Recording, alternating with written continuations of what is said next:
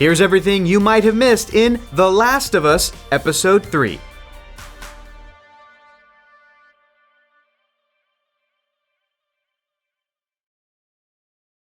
Welcome back to Nerdist News. I'm Hector Navarro, and today we're going to be breaking down everything that happened in Episode 3 of The Last of Us and how this is the show's first major departure from the game.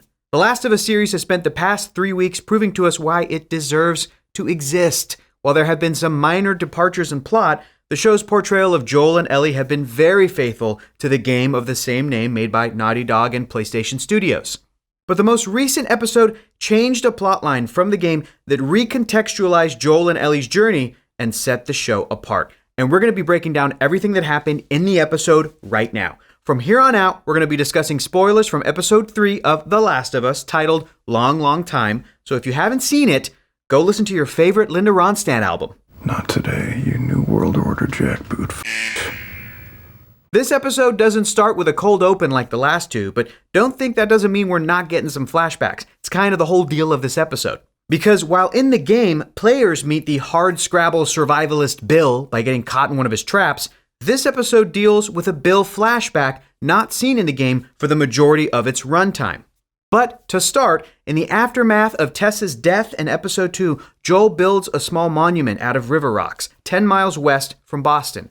He's upset with Ellie, but she sets him straight by telling him not to blame her for something that's not her fault. They've got a 5-hour hike ahead of them to Bill and Frank's place where Tess told Joel to take her next. Note that the shirt that Joel has been wearing could be the same shirt that Ellie wears in the video game sequel The Last of Us Part 2. Maybe we'll see that shirt again in Season 2 of the show? Fingers crossed. Joel's on the lookout not for infected, but for human attacks. They seek out one of Joel's stashes at a Cumberland Farms convenience store. Ellie gushes over a Mortal Kombat 2 arcade cabinet because she had a friend who was obsessed. Maybe we'll learn more about this later in the season. And while Joel zeroes in on his stash location because he can't remember where it was, Ellie explores a basement as well as her destructive nature. She manages to find something that is probably worth a lot, an intact box of Tampax Pearl tampons. This fits into the timeline because that product was released in 2002, so this is not an anachronism. But when she also finds an infected crushed by rubble, her curiosity takes over. She cuts open the infected skin, similar to what we saw in the opening of the last episode, before Ellie kills it. Joel doesn't see this happen, but Papacito Pedro does have that classic look of, why is my kid being so quiet in the other room? Ellie? Later, while continuing their hike, Ellie marvels at a downed plane in an image taken directly from the game, and we get confirmation that the cordyceps fungus spread through flour or sugar. Once people ate enough contaminated food, they started biting. Y'all want some biscuits? Joel even pauses a little bit after saying the words pancake mix, probably reflecting on that birthday morning when he didn't eat pancakes. I thought we was having pancakes. From there, Ellie sees something Joel doesn't want her to, a killing field. Within the first weeks of the outbreak, Fedra rounded up people to bring them to quarantine zones if there was room. If there wasn't room, these innocent people were mercilessly killed since dead people can't get infected. It's a pretty gruesome tactic that leads directly into a flashback on September 30th, 2003 in the town of Lincoln, Massachusetts. This is where we meet Bill. He's a prepper. Survivalist. And he's watching the town being taken away by Fedra troops from his sub-basement bunker, avoiding their fate. Not today, you New World Order jackboot When we see him emerge in a gas mask, it's a reference to the first time players meet him in the game, also wearing a gas mask. Bill wastes no time fortifying his home and gathering supplies. He gets a ton of gasoline, plunders a Home Depot and a liquor store, keeps the natural gas flowing, and sets up a generator. He grows his own crops, cultivates his own chickens. It's pretty sweet. He also sets up a fence he can monitor via camera that is surrounded by traps of his own making to take out infected. Oh, it doesn't get old. Bill needs something to entertain himself because he never got a chance to see Shrek 2, Lord of the Rings Return of the King, Star Wars Episode 3 Revenge of the Sith, before fungus ruined the movie theater experience. And 4 years after the outbreak, while wearing a bandolier like in the video game, Bill meets someone who changes his life forever. Frank falls into one of Bill's traps. He's the only survivor coming from the Baltimore QZ, which is no more. Frank asks for a meal and Bill refuses. He doesn't want others coming to him for handouts. And this is not an Arby's. Well, Arby's didn't have free lunch. It was a restaurant. But he relents and cooks a stunning meal. What the f***? He even knows how to pair Beaujolais with rabbit. I didn't even know what Beaujolais was before today. What the f***? Then Frank and Bill have a connection over a piano. You know how much these are worth? Currently nothing. But more importantly, they connect over Linda Ronstadt's song, Long, Long Time, thus the title of the episode. There it is. A romance begins between them, and now, after the end of the world, Bill has finally found someone who sees him for who he is. This is an expansion of what we see in the game. There, Bill describes Frank as a partner he cared about. While the game doesn't explicitly say they were lovers, the hints are there when Ellie later finds one of Bill's adult magazines. Whoa! Back in the show, we skipped 3 years. It's now been 7 years after the outbreak. Frank wants to beautify their little street so that they can make friends. Bill doesn't think there are any friends worth making left in the world. We don't have friends, Frank. Of course, Frank's already been talking to a nice lady on the radio. You what? And before we know it, a younger Joel and Tess, R.I.P., are over for a nice meal. Tess and Frank get along swimmingly, even suggesting the radio song code we hear in the first episode. Like, I was thinking, like, the decades, like 80s trouble. Bill only starts to respect Joel when Joel tells him to get the gun out of his face. That's right, papacito.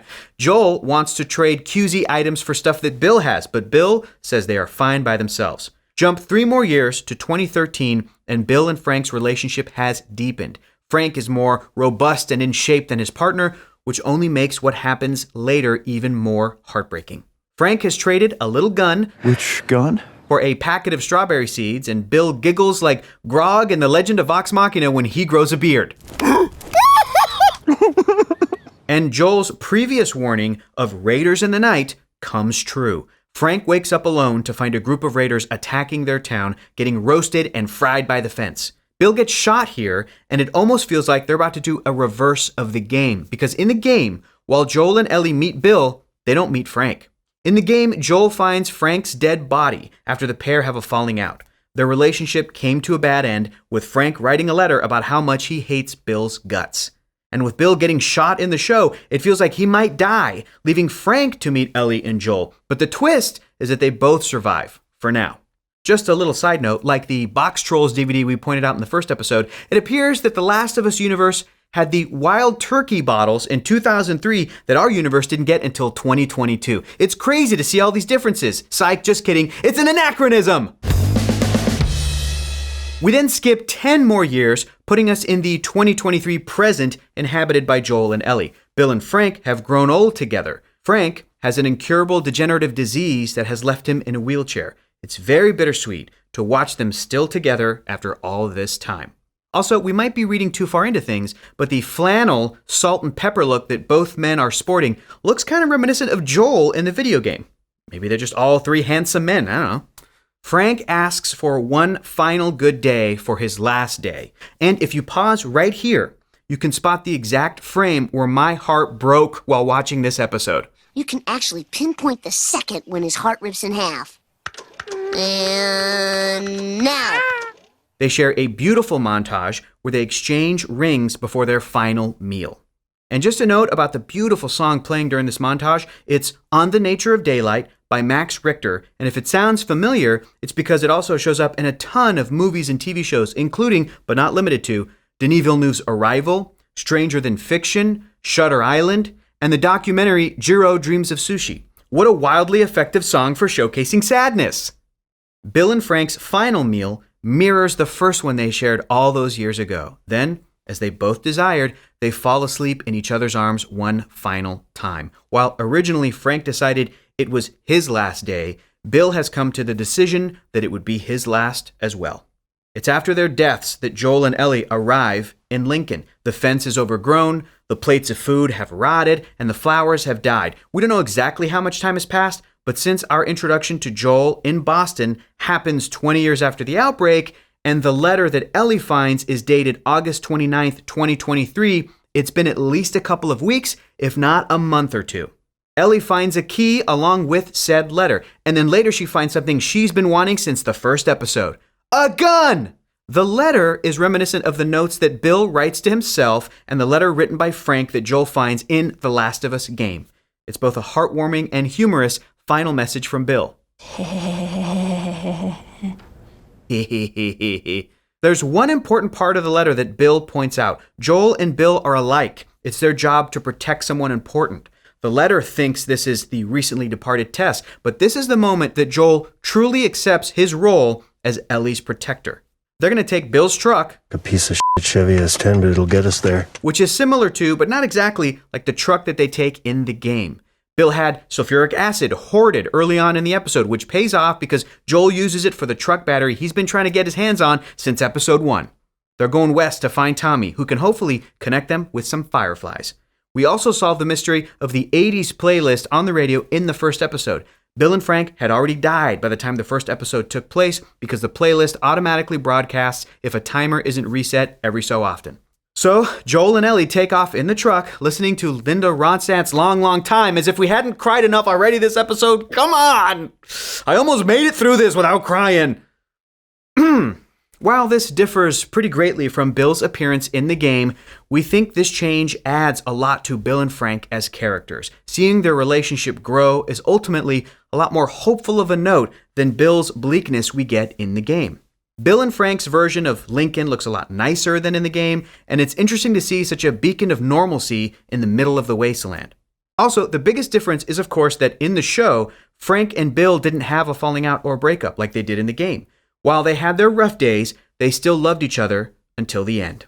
The Bill of the game is untrusting of Ellie, thinking that caring about someone else is a waste of time. In the game, Bill says, "Once upon a time, I had somebody that I cared about. It was a partner, somebody I had to look after. And in this world, that sort of is good for one thing, getting you killed." And while they never meet, you know the Bill of the show would have been on board for Joel's mission to protect Ellie. And it's a change that seems to work for TV. It's interesting to see showrunner Craig Mazin recontextualize moments from the game for television. But in the meantime, what do you folks think? What did you think of episode 3? What was your favorite reference to the game? And how many times did you cry? We started with 10. Let us know in the comments below. Thank you so much for watching, and for the latest and greatest in the world of pop culture, stay tuned to Nerdist.com.